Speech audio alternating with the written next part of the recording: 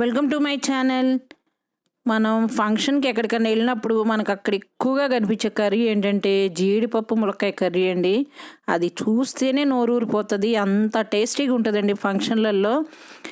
అదే రుచితోటి మనం ఇంట్లో కూడా చాలా సింపుల్గా ఈజీగా ఎలా చేసుకోవచ్చో చూపిస్తాను. చాలా టేస్టీగా ఉంటుందండి. ఇదే మెథడ్లో చేసుకోండి మీరు. దీనికి ఒక 5 స్పూన్ల జీడిపప్పుని ఒక గంట సేపు నానబెట్టి వీటిని పక్కకు పెట్టేసుకోండి. జీడిపప్పుని మాత్రం కంపల్సరీ ఒక గంట నానబెట్టండి. ఒక 6 ఉల్లిపాయలని, మీడియం సైజు ఉల్లిపాయలని ఎంత వీలైతే అంత సన్నగా కట్ చేసి పక్కకు పెట్టుకోండి. ఒక 3 ములక్కాయలు ఈ సైజు ముక్కలుగా కట్ చేసి పక్కకు పెట్టుకోండి.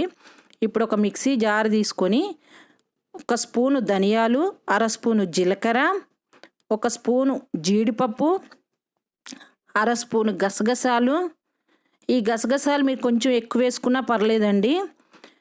2 యాలకులు, 2 లవంగాలు, ఒక చిన్న ముక్క దాల్చిన చెక్క ముక్క వేసుకొని దీన్ని మెత్తని పౌడర్ లాగా మిక్సీ వేసేసుకోండి. ఈ విధంగా వాటర్ చుక్క కూడా వేయొద్దండి, ఫస్ట్ పౌడర్ లాగే వేసుకోండి, ఎందుకంటే గసగసాలు మెదగవు.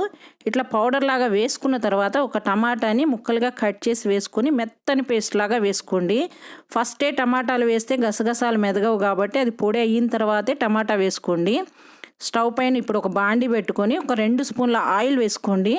ఈ ఆయిల్ కాగిన తర్వాత మనం కట్ చేసి పెట్టుకున్న ఉల్లిపాయలు వేసుకోండి. ఈ ఉల్లిపాయలు కొంచెం ఎక్కువే ఉండాలి, లేదంటే గుజ్జు గ్రేవీగా రాదండి కర్రీ. దీనిలో కొంచెం సాల్ట్ వేసుకొని 1/4 టీ స్పూన్ పసుపు వేసుకోండి. వేసుకొని దీన్ని మధ్య మధ్యలో తిప్పుకుంటూ మూత పెట్టేసి ఉల్లిపాయలు బాగా మగ్గనివ్వండి. మెత్తగా అయ్యే వరకు మగ్గాలి ఉల్లిపాయలు. ఈ విధంగా మగ్గే వరకు మగ్గనివ్వండి. మధ్య మధ్యలో తిప్పుకుంటూ ఉండండి. ఇట్లా మగ్గిన తర్వాత ఒక 1/2 స్పూను అల్లం వెల్లుల్లి పేస్టు, ఒక రెమ్మ కరివేపాకు, 1/2 స్పూను కారం వేసుకోండి. వేసుకొని దీన్ని ఒక్కసారి తిప్పుకొని అల్లం వెల్లుల్లి పేస్ట్ పచ్చివాసన పోయే వరకు వేయించుకోండి. ఇది కొంచెం పచ్చివాసన పోయిన తర్వాత మనం కట్ చేసి పెట్టుకున్న ములక్కాయలు వేసుకోండి.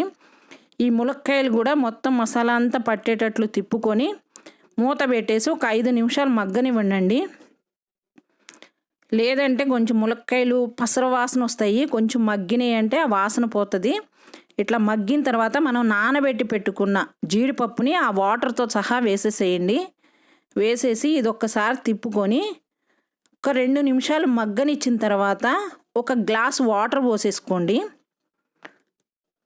గ్లాస్ వాటర్ పోసుకొని ములక్కాయలు ఉడికే వరకు మూత పెట్టేసి మధ్య మధ్యలో తిప్పుకుంటూ ములక్కాయ ఉడికే వరకు ఉడకనివ్వండి. ములక్కాయని ఒక్కసారి పట్టుకొని చూస్తే మెత్తగా అయ్యింది అంటే ఉడికినట్లు. ఇట్లా పట్టుకొని చూడండి, ఇది మెత్తగా అయ్యింది అంటే ఉడికినట్లు.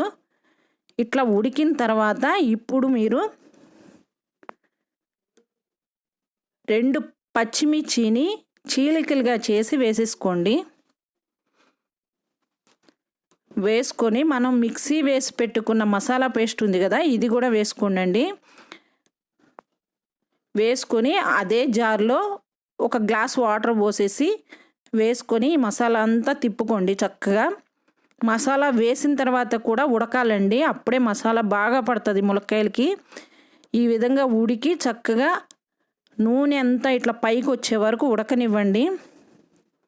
ఇట్లా గ్రేవీగా ఉడికిన తర్వాత లాస్ట్లో కొంచెం కొత్తిమీర చల్లేసి స్టవ్ ఆఫ్ చేసుకొని అన్నంలో తిన్నా, చపాతీలో తిన్నా, దేనిలో తిన్నా కూడా బాగుంటుందండి. మీ సాల్ట్ ఒక్కసారి చూసుకొని మీకు సరిపోకపోతే వేసుకోండి లాస్ట్లో.